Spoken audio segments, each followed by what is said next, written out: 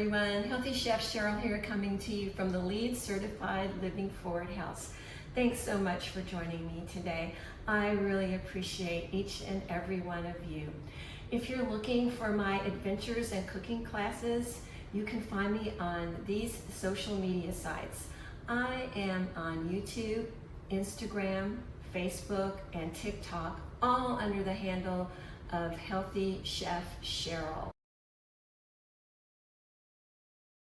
Today we're going to do my Portobello nut loaf with cherry sauce recipe. It's one of my favorites for the holidays. It's vegan, gluten-free, made with organic ingredients, and so very good. As you can see, there's a lot of ingredients that go into this recipe. Normally when I share cooking videos with you, I try to keep them really simple and easy. This one's more complicated, not because it's hard to make, but because there's a lot of food prep that goes with it. It's really time consuming. You want to allow a good hour and a half to prepare all the ingredients. There's a lot of chopping, measuring, but once you're done with that, this is the easy part, and you're gonna see how easy this goes. Now this recipe, you can bake it, let it cool, and eat it right away. You can bake it, you can freeze it and defrost it for later and then reheat it. Or you can bake it, mold it, and freeze it, and then bake it later. So it's a very versatile recipe. Great for the holidays. A wonderful vegan Thanksgiving dish, a wonderful December holiday dish, any holiday at all that you'd like to have a roast for or a vegan option, this is the dish for you. So here we go. The first thing we're going to do is we're going to chop our nuts separately. Now I'm going to do these in stages, and I'll explain to you why as I go. I'm going to process the nuts first. Today I'm using walnuts, almonds, and chestnuts. It's a holiday, so I thought I'd put some chestnuts in there. You can find cooked chestnuts at natural market stores like Whole Foods. I found these at Whole Foods, so easy to find and adds a little bit of a unique flavor to things. So let's give these nuts a whirl. Now I have already soaked these and cleaned these, so they're ready to go in that regard. In we go with our walnuts. These are our beautiful chestnuts are in here. I'm going to show you the chestnuts before I process them. So in we go. So you want these to be coarsely ground. You don't want them to be a fine powder because you want some texture in your loaf. And that's one of the reasons why we process these things separately, is so we can have some control over the texture. A little bit more.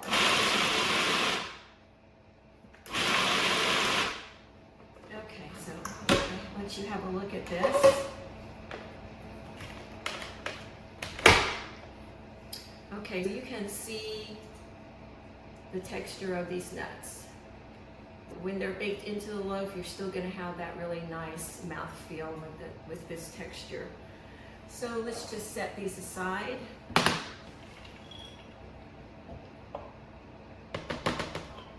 Go. Okay, put a little stay in there. It's all going into the same mix after all. Lay it back in there. Okay, ready to go for round two. Next, we're going to chop the veggies. Now, I pre-chopped some of these into larger pieces, a rough cut, because it makes it easier on the food processor. It also controls that we get the same size and texture of all the vegetables together. I'm going to put the carrots in, and then the celery. And with the celery, if you try to put a whole piece of celery in here, it would be very fibrous and probably get wrapped around your blades. That's another reason to actually chop these into pretty small pieces.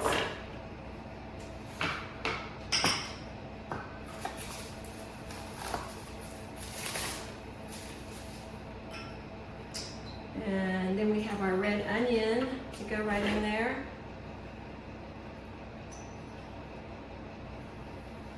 I'm actually going to go ahead and put these pumpkin seeds in here now too. They're going to add a really nice texture and flavor as well.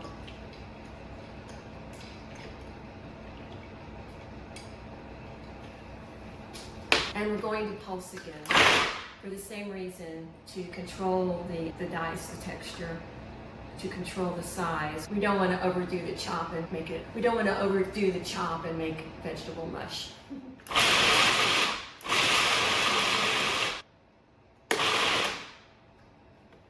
That's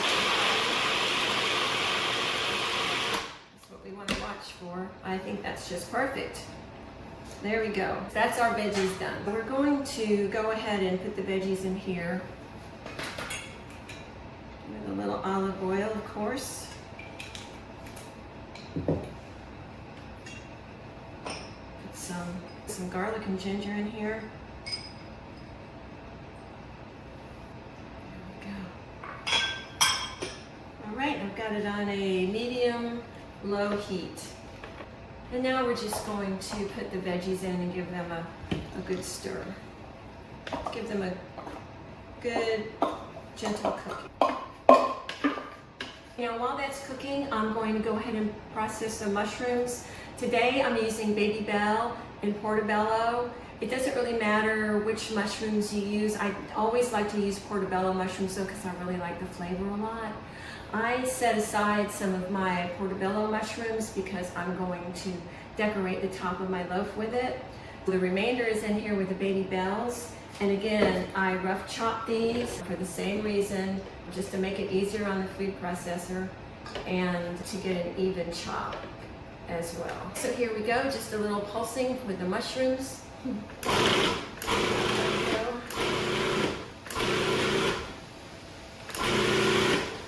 That's it. We don't want to overdo it. It's fine to have some big pieces of mushroom in there. Now another thing you can do, if you want, you can start cooking this down and then add the mushrooms to it.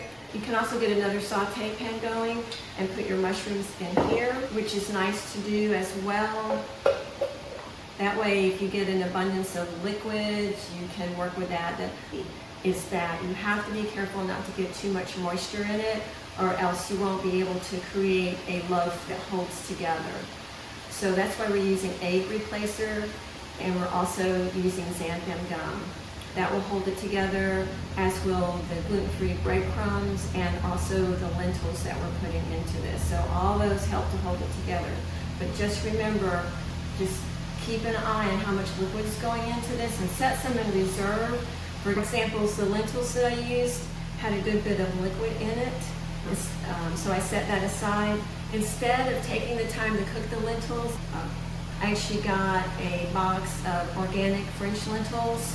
And so I'm using those, and I poured the liquid off. Now, if I find later on when it's time to add the broth to it that I need a little more liquid, I can use that. I can also reserve my mushroom liquid to the side and do the same thing with it. We're going to go ahead and put our mushrooms in here and let those get cooking as well.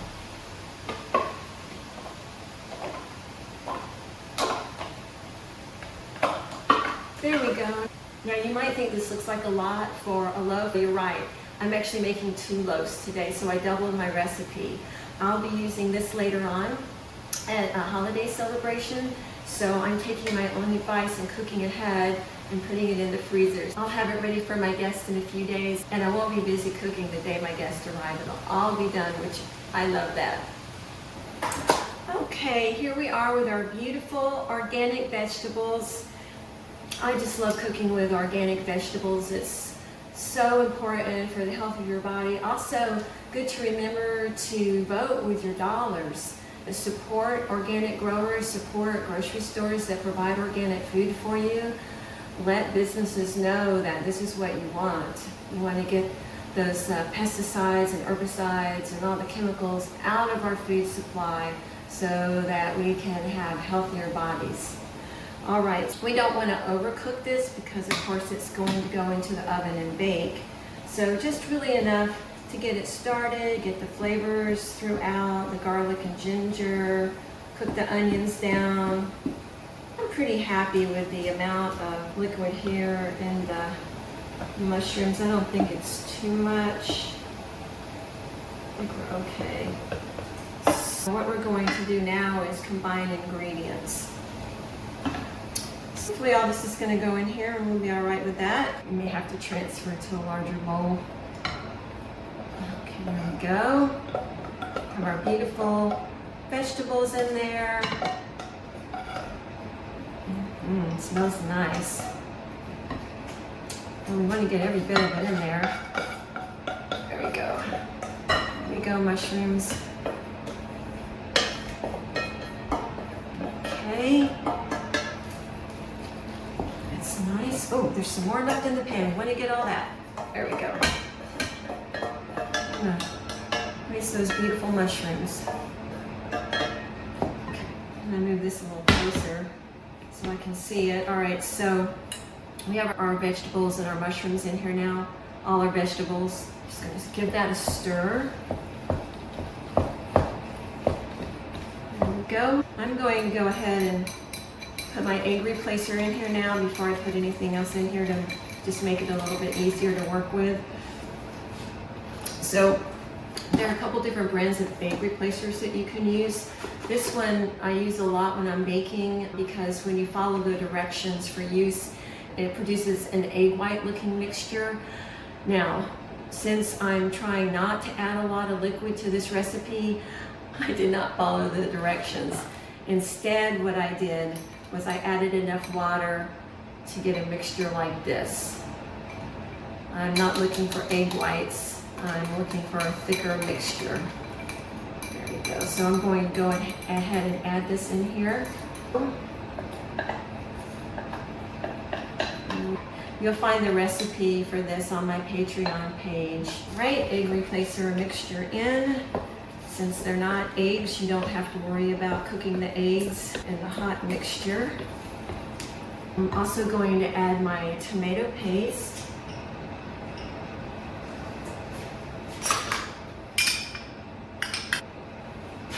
And my Worcestershire sauce. You can purchase a vegan Worcestershire sauce if you like. I want to thoroughly mix this. So just take a moment and give it a good stir. Some other things you can use for thickeners are oats. You can also use rice. But you definitely want to have something in here that's going to hold the mixture together. Now I'm going to add my spices and my herbs. This is my parsley. So I'm using spices like coriander, gram masala, some salt and pepper. So just savory spices. Some thyme. Got the parsley in there already. Salt. Let's give that a stir. You want to stir this thoroughly as well. Distribute all the spices and the herbs evenly throughout the mixture. I would not recommend doing this in a food processor because it will over-process it. So just use a bowl. Now we're going to add our lentils.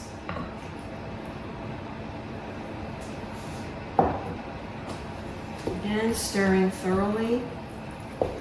So we've added a little more liquid with that, keeping our eye on the thickness. Now, I want you to see, like this is not thick enough for it to hold together. Of course, we haven't put our breadcrumbs in yet, so not to worry. But just so you know, that's not thick enough for it to hold together. All right, so here we have our mixture. At this stage now, I'm going to put the nuts in. And we go with our nuts.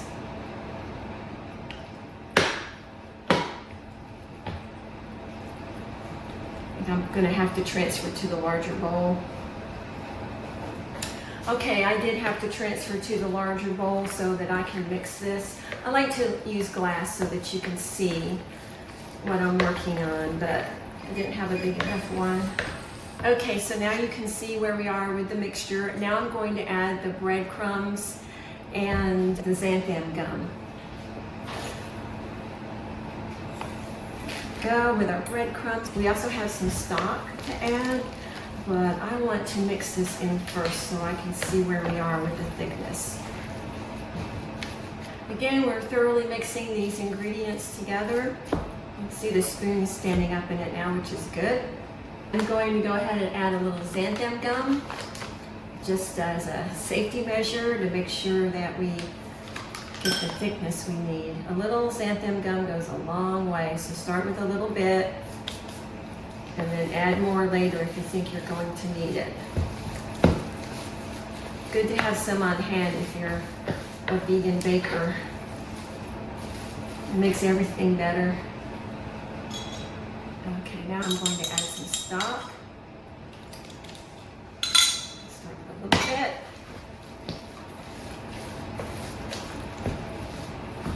I think I'll be able to add the rest of my stock in here. There we go. When you add the stock, it will absorb into the breadcrumbs.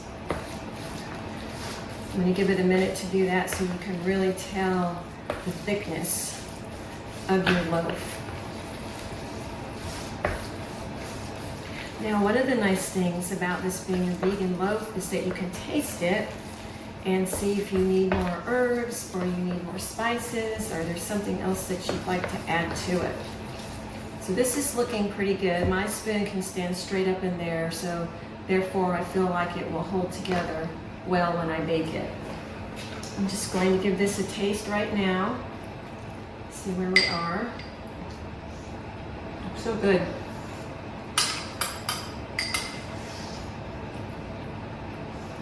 So good and savory.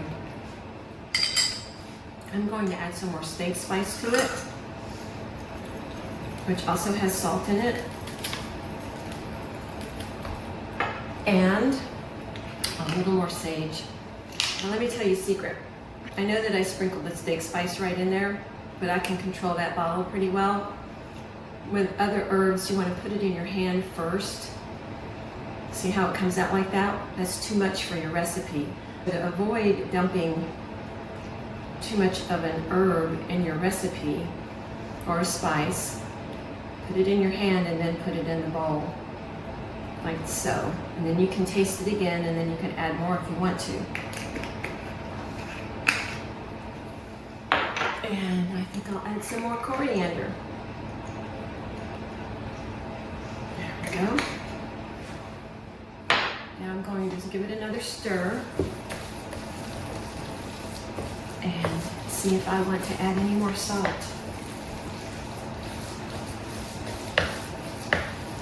So good.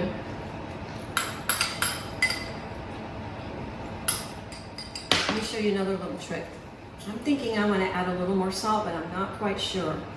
So what I'm going to do is I'm just going to put a couple grains of salt in my hand and sprinkle them on my taster. That way I'll be able to tell.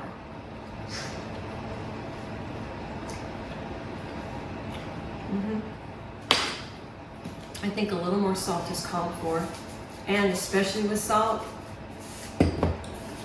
less is more. Don't get carried away with the salt. And you'll find as this bakes, or as you freeze it or hold it in the refrigerator, the flavor of the spices will increase. They'll infuse throughout. That bit more of salt really did the trick. Okay, and that is steak spice. It has a lot of flavor now. But this is the beauty of this, is you can keep tasting it. You can put jalapeno peppers in here if you want to make it really spicy. You can put black pepper or white pepper, whatever you like to do. I like to keep mine on the milder side of that type of heat, but there's a little bit of it in here, and I like it, and I think my guests will like it too. Now for the fun part. There's a couple different ways that you can do this loaf. One is you can use a traditional loaf pan, put it in like a loaf, make sure you get all the air out of it, compress it down, and when it's cooked, you just turn it upside down, get it out, and you're done. Let me show you how to do that, by the way. So if you're cooking in a loaf pan, this is how you get your loaf out. So your loaf is in there. You can let it cool for a few minutes. Got your paper down at the bottom so it will release. And what you do is you just grab the pan, make sure it's cool enough, don't burn yourself. and you flip it over like that. And if you have any trouble at all releasing it, which you should not because you've got the wax paper in there, just take a spoon and bang on the bottom of it and it'll come right out for you. So that's how you get it to release from the pan. I want to show you how to do another sort of roast, and I'm really fond of this one. I think it's a little more decorative, but you need to do what you like to do. I'm going to put about half of this in here. I like to mold it with my hands so that it looks like a roast, like a regular traditional roast, what you might be used to. Like that, rounded corners. And this is thick enough where it doesn't need the edges of the pan to hold it up. Now the fun part here is we are going to take these mushrooms and put them in the top. Now we can be decorative with this. We can go across the top like beautiful portobello mushrooms. There we go. All right. So there we have our beautiful roast ready to go. And this will bake down and these mushrooms will be beautiful on the top. One thing that I'm going to do is I'm going to add a little oil to the top of these just so that we get a beautiful brown flavor. There we go. I'm going to put this in the oven now. I'll be back with you shortly so we can see the finished roast. I'm going to taste it and we'll have a look. So we'll see you in a few.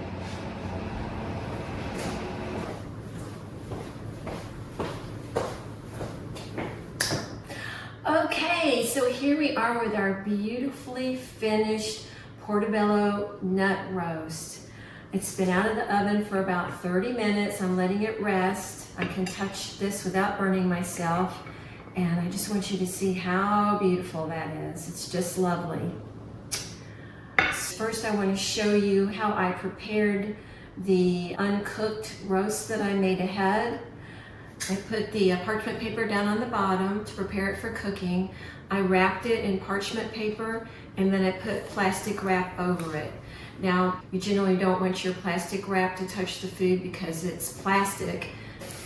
This is a commercial plastic wrap that I have and use in the bakery. It's PBA free.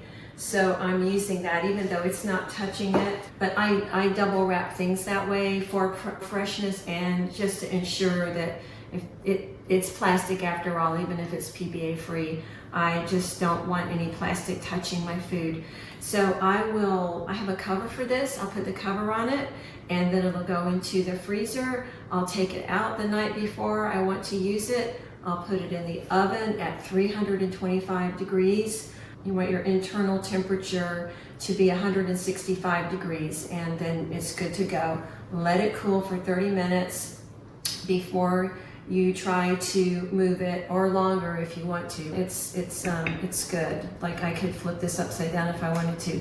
Now, another thing that you can do is if you have a roasting pan, a decorative roasting pan, you can just cut the parchment paper just all around it a little shorter, a little shy of your shape, and bake it and just serve it in your decorative dish. You can do that too. If you're a little worried about flipping it, turning it back the other way, that'd be the smart way to go with that. So let's have a taste. Let's see what it tastes like. I've got my plate here. Going to cut a nice piece.